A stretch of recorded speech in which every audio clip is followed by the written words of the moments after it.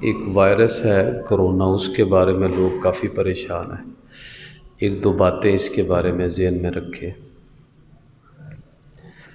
سب سے پہلے یہ ہے کہ ایسے کوئی مرض یا آفت پھیل جائے تو اللہ تبارک و تعالیٰ فرماتے ہیں وَمَا أَصَابَكُم مِّن مُّصِیبَةٍ فَبِمَا كَسَبَتْ أَیْدِیکُمْ وَیَعْفُو عَن کَثِیر۔ جو بھی تمہیں کوئی مصیبت یا آفت پہنچتی ہے وہ تمہارے گناہوں کا نتیجہ ہے۔ حضرت حسن رضی اللہ تعالیٰ عنہ فرماتے ہیں حضور نے ارشاد فرمایا کہ انسان کو جو لکڑی سے خراش لگتی ہے، پاؤں لڑک جاتا ہے، یہ بھی اس کے کسی گناہ کا نتیجہ ہوتا ہے۔ تو سب سے پہلی بات یہ ہے کہ کوئی مصیبت یا آفت ہو، سبب گناہ ہے۔ کون سا گناہ ہے جس سے ایسی متعدی اور امراض اس طرح کے پھیلتے ہیں؟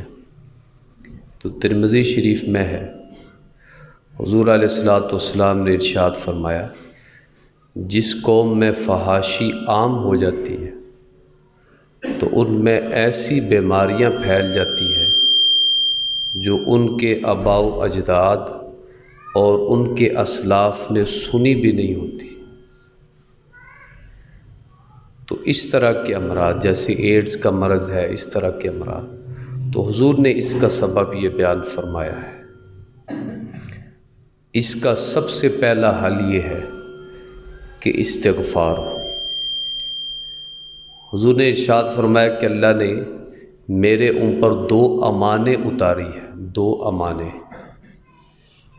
ایک فرمایا کہ اللہ نے فرمایا وَمَا كَانَ اللَّهُ لِيُعَذِّبَهُمْ وَأَنْتَ فِيهِمْ، جب تک آپ ان میں موجود ہیں ہم ان کو کوئی ایسی مصیبت یا عذاب بھیج کر ہلاک نہیں کریں گے۔ اور دوسرا وَمَا كَانَ اللَّهُ مُعَذِّبَهُمْ وَهُمْ يَسْتَغْفِرُونَ، جب تک یہ استغفار کرتے رہے تب بھی ہم ان کو کسی آفت یا مصیبت میں ہلاک نہیں کریں گے۔ عمومی طور تو سب سے پہلے استغفار کی ضرورت ہے۔ دوسرے نمبر پر کچھ دعائیں ہیں، ان کو اپنا معمول بنا لیں تو اللہ تعالیٰ ان امراض سے خصوصاً اس مرض سے محفوظ رکھے گا۔ حضور نے ارشاد فرمایا کہ جب آپ کسی کو کسی مصیبت میں دیکھیں، بیماری میں دیکھیں، مرض میں دیکھیں، وہ کیسی بھی مصیبت اور مرض ہو، جو آدمی یہ دعا پڑھ لے تو اللہ تعالیٰ اس کو اس مرض اور آفت سے محفوظ رکھے گا۔ الحمدللہ الذی عافانی مما ابتلاک بہ وفضلنی علی کثیر ممن خلق تفضیلا۔ میں کہ جو یہ دعا پڑھ لے تو کوئی کسی بھی مصیبت یا مرض میں مبتلا ہو، اللہ اس کو محفوظ رکھے گا۔ تو جب بھی اس وائرس کا سنیں فلاں علاقے میں یا فلاں کو ہے تو یہ دعا پڑھ لیں۔ اور دوسرا ایک دعا حضور مانگا کرتے تھے اللہم انی اعوذ بک من البرص والجذام والجنون ومن سیء الاسقام،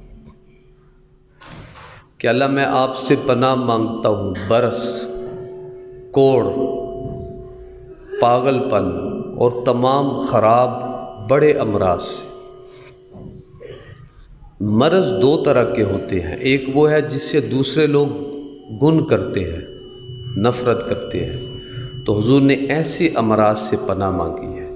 تو یہ بھی وہی مرض ہے، تو جب آپ اس کا معمول رکھیں گے تو آپ اس مرض سے محفوظ رہیں گے۔